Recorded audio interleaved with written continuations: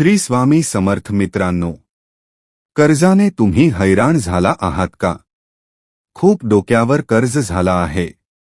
काय करावं सुचत नाहीये. त्याचबरोबर कष्ट पण खूप चालू आहे. पण कष्टाला काही मार्ग मिळत नाहीये. कष्टात फळ मिळत नाहीये. माता लक्ष्मी नाराज झालीये. तर आजचा व्हिडिओ तुमच्यासाठीच आहे. अवधूत चिंतन श्री गुरुदेव दत्त. श्री स्वामी समर्थ. तुमच्या सगळ्यांचे चॅनलमध्ये खूप खूप स्वागत करतो. ऐका, जर मी तुम्हाला सांगितलं की तुमच्या घरात पडलेली एक साधी सुकलेली तुळशीची काडी तुझं नशीब बदलू शकते, तुला कर्जातून बाहेर काढू शकते, तुझ्या घरात पैसा टिकवू शकते आणि तुला हळूहळू श्रीमंत बनवू शकते, तर तू विश्वास ठेवशील का? नाही ठेवणार. कारण आजच्या काळात लोक प्रत्येक गोष्टीला विनोद समजतात. पण खरी गोष्ट अशी आहे की ज्या गोष्टी सर्वात साध्या दिसतात त्या सर्वात शक्तिशाली असतात. आणि तुळस ही काही साधी वनस्पती नाही. ती एक शक्ती आहे, एक ऊर्जा आहे, जी थेट तुझ्या आयुष्यावर परिणाम करते. आज मी तुला एक असं रहस्य सांगणार आहे जे खूप कमी लोकांना माहिती आहे, आणि ज्यांनी ते योग्य पद्धतीने केलं आहे त्यांच्या आयुष्यात नक्की बदल झाला आहे. पण लक्षात ठेव, हे काही जादू नाही. ही एक प्रक्रिया आहे, एक नियम आहे, जो योग्य प्रकारे करणं खूप गरजेचं आहे. सर्वात आधी समजून घे, तुळस इतकी खास का मानली जाते? तुळशीला फक्त एक झाड नाही तर देवीचं रूप मानलं जातं. जिथे तुळस असते तिथे नकारात्मक ऊर्जा टिकत नाही. पण एक गोष्ट खूप कमी लोकांना माहिती आहे, ती म्हणजे सुकलेली तुळशीची काडी. जेव्हा तुळस सुकते तेव्हा तिची ऊर्जा स्थिर होते आणि ती ऊर्जा खूप काळ काम करत राहते. पण लोक काय करतात? तुळस सुकली की ती फेकून देतात. आणि हीच सर्वात मोठी चूक असते. ज्या गोष्टीत तुझं नशीब बदलण्याची ताकद होती तीच तू कचात टाकतोस. यामुळे घरातील सकारात्मक ऊर्जा कमी होऊ लागते. पैसा येतो पण टिकत नाही. काम अडतात.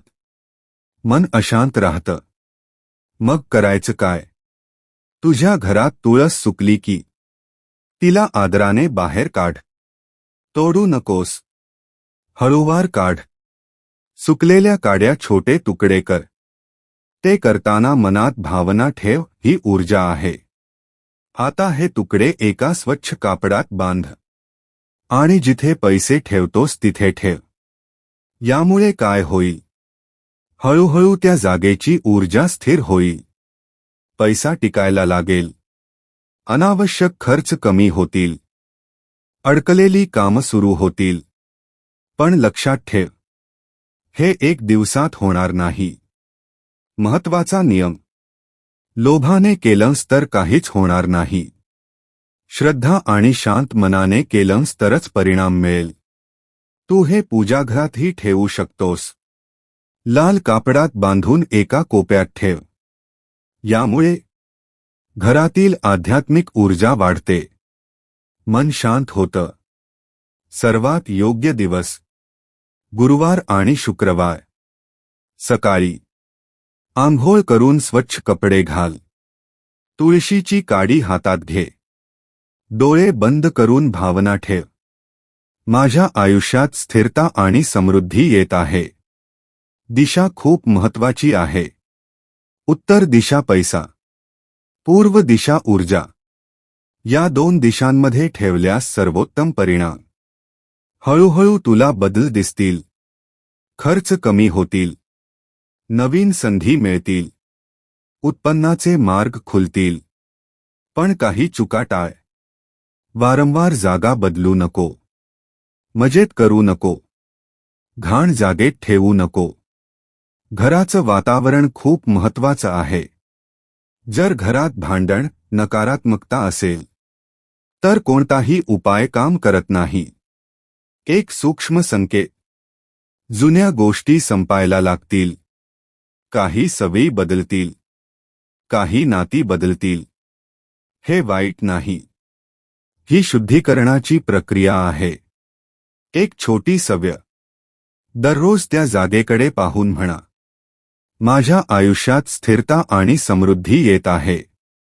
लक्षात ठेव, हे पैसे पाडणारं जादू नाही. हे तुझे मार्ग उघडतं. काम तुलाच करावं लागेल. जेव्हा हा उपाय काम करतो, नवीन संधी मिळतात. नवीन लोक भेटतात. नवीन मार्ग दिसतात. शेवटची महत्वाची गोष्ट. खरा बदल बाहेर नाही, तो आत होतो. तुळशीची काडी फक्त माध्यम आहे. ती तुझी विचारसरणी बदलते. आणि जेव्हा विचार बदलतात, तेव्हा आयुष्य बदलतं. आता निर्णय तुझा आहे. फक्त ऐकून सोडायचं की आयुष्यात उतरवायचं. कारण बदल तिथेच होतो, जिथे श्रद्धा आणि समज दोन्ही असतात. नक्कीच तुमच्या कष्टाला नशिबाची साथ या उपायामुळे मिळणार आहे. अगदी छोटीशी माहिती होती. कशी वाटली नक्कीच कमेंट करून सांगा. हा उपाय नक्कीच करून बघा. त्याचबरोबर व्हिडिओ आवडला असेल तर लाईक करा, शेअर करा.